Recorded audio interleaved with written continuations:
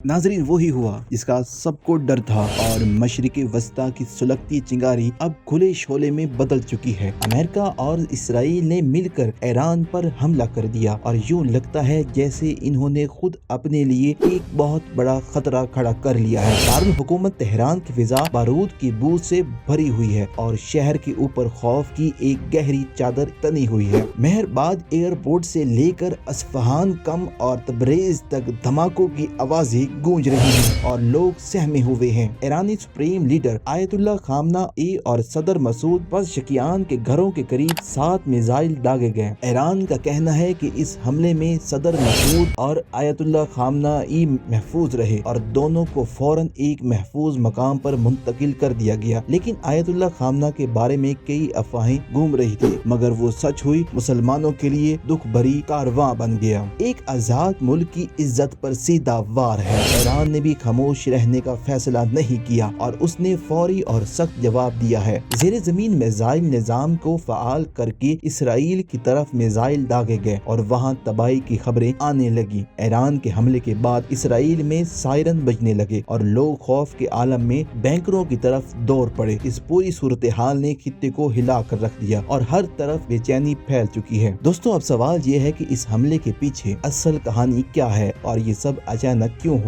एक तरफ अमेरिका दुनिया को ये दिखा रहा है कि वो ईरान से मुज़ाकरात कर रहा है और यूरेनियम मिसाइल प्रोग्राम पर बातचीत जारी है, लेकिन दूसरी तरफ हमले की तैयारी पहले से की जा चुकी थी। कहा जा रहा है कि महीनों पहले इस मंसूबे को तैयार किया गया और सही वक्त का इंतजार किया गया। पहले ईरान के अंदर हुकूमत गुजारने की कोशिश की गई, लेकिन जब अवाम ने बैरूनी दबाव कबूल नहीं किया तो फिर सीधा फौजी रास्ता इख्तियार किया। अमेरिकी सदर डोनाल्ड ट्रंप ने कहा कि वो ईरान के मिसाइल इंडस्ट्री और बहरिया को खत्म करना चाहते हैं और उन्होंने सोशल मीडिया पर पासदारान इनकलाब को हथियार डालने की धमकी दी है। अब ये देखना बाकी है कि क्या वो अपने मकसद में कामयाब होते हैं या नहीं। इस वक्त इराक और ईरान ने अपनी फिजाई हदूद बंद कर दी है, जबकि रूस ने अपनी परवाजें रोक दी हैं। कतर में मौजूद अमेरिकी एहलकारों को बंकरों में जाने का हुक्म दिया गया है। ईरान ने वाज़िया ऐलान किया है कि वो इन हमलों का जवाब जरूर देंगे। दुनिया भर में ये सवाल उठ रहा है कि क्या ये कदम किसी बड़ी जंग की शुरुआत है। नाजरीन, जंग अब सिर्फ तेहरान तक महदूद नहीं रही, बल्कि उसके असरात पूरे खित्ते में फैल रहे हैं। इतलात के मुताबिक अबू ज़हबी में अमेरिकी फौजी अड्डे को निशाना बनाया गया और बहरीन में भी कई मकामात पर मिसाइल गिरे। कतर और कुवैत में भी खतरे की घंटियां बजने लगी और सूरत हाल बहुत कुशीदा हो गई। अमेरिका को कतर में मौजूद अपना बड़ा फौजी अड्डा हंगामी तौर पर खाली करना पड़ा और एहलकारों को निकाल लिया गया। ये सब इस बात की निशानी है कि हालात काबू से बाहर होते जा रहे हैं। तेहरान में अफवाहों का बाजार गर्म है और सुप्रीम लीडर को महफूज मकाम पर मुंतकिल कर दिया गया है। कुछ मगरबी जराए से उसे खौफ करार दे रही है, लेकिन बाज माहिरीन का कहना है कि किसी बड़े जवाब की तैयारी है। इसराइल दावा कर रहा है कि वो ईरान के अंदर आजादाना कार्रवाई कर रहा है, मगर ईरान का दफाई निजाम अब भी सरगर्म है और हमले का जवाब दे रहा है। ईरान के पास ऐसे जदीद मिसाइल मौजूद हैं जो इसराइल के दिफाई निजाम को चैलेंज कर सकते हैं। तज्जियाकारों का ख्याल है कि अगर ईरान ने अपनी पूरी ताकत इस्तेमाल की तो तिल अबीब को शदीद नुकसान पहुंच सकता है। उस वक्त ईरान खुद सिर्फ अपने लिए नहीं बल्कि पूरे खित्ते के लिए लड़ता हुआ दिख रहा है।